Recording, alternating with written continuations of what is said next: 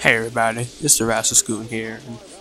I'm sorry this first game took so long to come out. I had recorded the gameplay about maybe a week and a half ago, and I just couldn't get around to the commentary for it because every time I tried, it wouldn't sync up correctly. And I got a little distracted after it wouldn't work about the fifth time. So I'm coming back to it now. Let's go ahead and get started. So this is our first game against the Milwaukee Bucks. I'm really excited. It's too bad we couldn't play more of a challenging team. I wanted to play more of a stronger Eastern Conference team. The Milwaukee Bucks, they're a good team, but not, the best team. So, what I wanted to talk about in this video was the NBA draft and the offseason thus far. So the draft happened maybe a few weeks ago. This is the week of July 13th, I believe. So maybe just about 2 or 3 weeks ago, I think it happened. And my two favorite prospects overall was Ben McLemore and Shabazz Muhammad. I think both of them are, the next Dwayne Wade and LeBron James. Shabazz can, get maybe that perimeter shooting game down a little bit more. He'd definitely be a beast. So Anthony Bennett went first in the draft, and that really shocked me. I know it shocked a lot of people. Everyone was expecting to see Nerlens Noel get picked first, and I'm not sure if I totally agree with the pick. Anthony Bennett is an excellent player, but I'm not sure if he's excellent to the plate.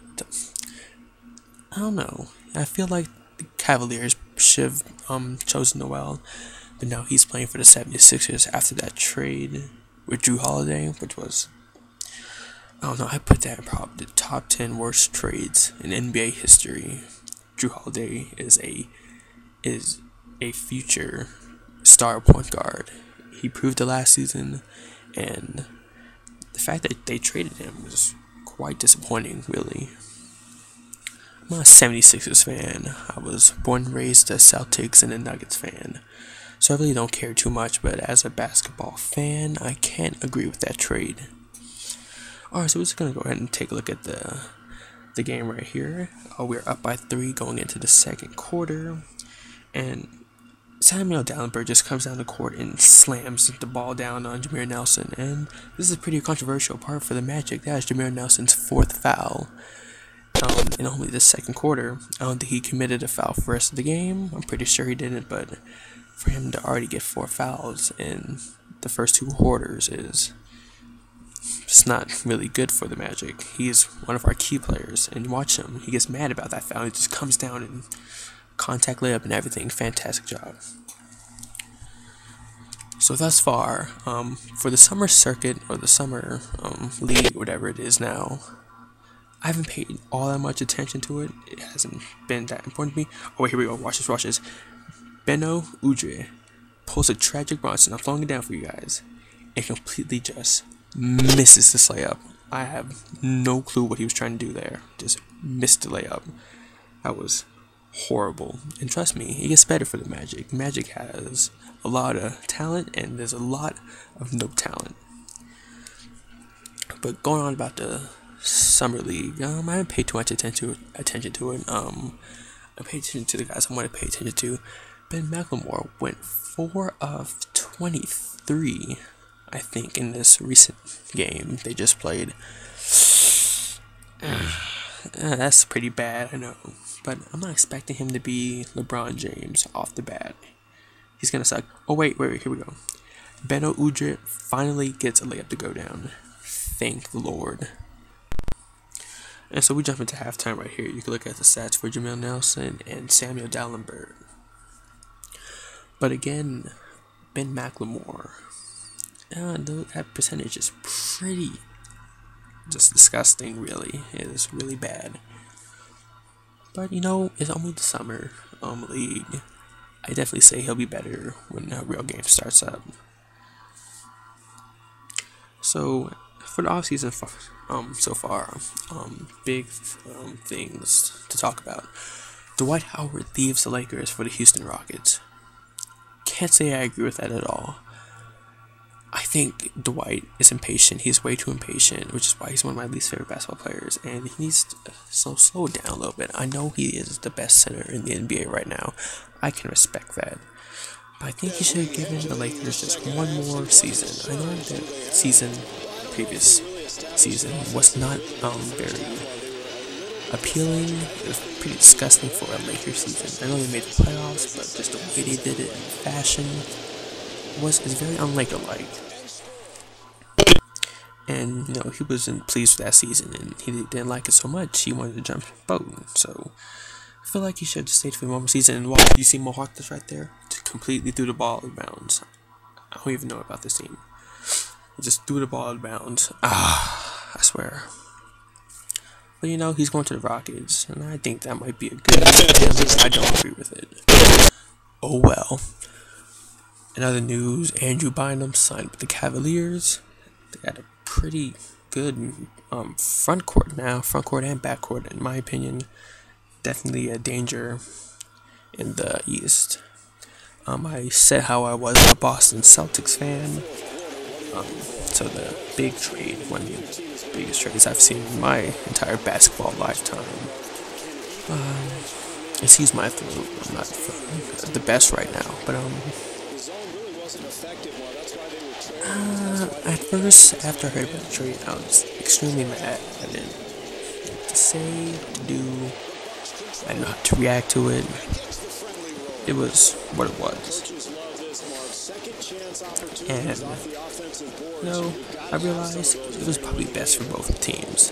The Celtics are officially now in rebuilding mode, trying to stack it up. And Kelly Olynyk, whatever his name is, I think he could really contribute to that. The Celtics are just trying to get back to that status where they were. And I think moving Garnett and Pierce, probably the good move for that. They'll probably come back to sign a one-day contract when they're about to retire, but I can't see too much happening there. John Wallace is a good player, and I think the Celtics can make it work. They can make whatever they want to work.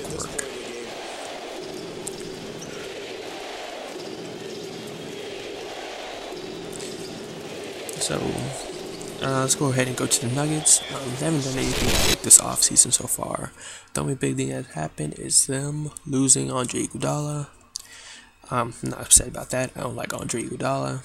He's an awesome defender, but he's not doing anything for the Nuggets. And the fact that the Warriors signed him and they got rid of Carl Landry and Jarrett Jack is very questionable. I mean, you have Harrison Barnes, which he had a phenomenal playoff run with the Warriors, throwing up 28 points against the Spurs, I think. Fantastic game. Now he's going to have to step into that six-man position at a young age. It's something uncommon to see. Usually a bunch of veterans playing that six-man, but it happens.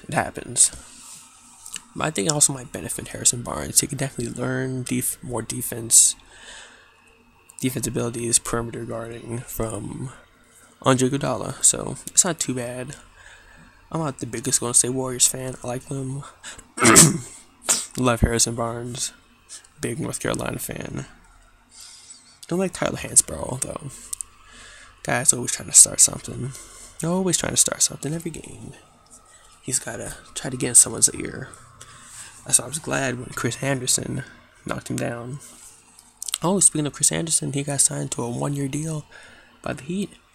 And I mean, you gotta love Chris Anderson, the Birdman. He sells tickets. He's a crowd pleaser. Everyone wants to come and watch a game with Chris Anderson in it just to watch him dunk on somebody. And like Vucevic just dunked on somebody. And to slam the ball and block it back into someone's face or block it into the crowd. And he puts up his arms and flaps like a bird. Everyone wants to see that. I've seen it. When he still played for the Nuggets, I saw it. It was amazing. He is a crowd pleaser and a ticket seller. Gotta love Chris Anderson. Don't like the Heat though. I'm not a Heat fan. I've never been a Heat fan. I'm not disliking the Heat because they have LeBron and Dwayne Wade. Dwayne Wade, first of all, he's overrated. That guy is so bogus and so cheap. And just all the all the greatness he's praised for, he's nothing in my opinion. I can't say he's too much. I know people can disagree, say he's the greatest player. He's a good player, but I think he's a little overrated.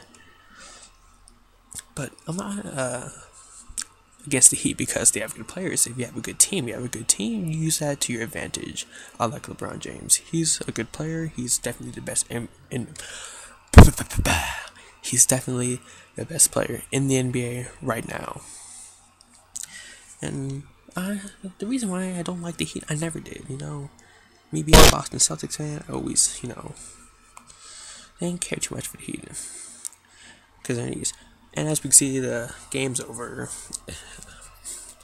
Orlando Magic take a nice win, 125 to 117. I saw the stats, and I thought that we shot too many shots. I thought both teams shot too many shots, but I looked at some averages for regular NBA games, and it wasn't too much at all. It wasn't that much, really. Nothing to get, been out shade up about. So, Jimmy Nelson played the game, 27 points. He had an awesome game. And Flalo with 24 points, Mo Harkless at 26. If you guys were watching, you saw how much of a beast he was in the paint. Amazing game from him. 12 points from Etwan Moore off the bench. He's a boss too. Jimmy Nelson, 27 points. I think it's at 8 rebounds, 10 assists, almost a triple-double. For the Bucks, Monte Ellis, 21 points, 4 rebounds, 1 assist. Brandon Jennings, 29 points, 4 rebounds. I think it's at 7 assists. Bucks had a really great game right there. So I'm going to go ahead and finish up, let you guys look at the stats. I just want to talk about the offseason and everything so far. So, yeah, that's all I want to talk about. This is the Rasta Schoon, and thank you guys for watching.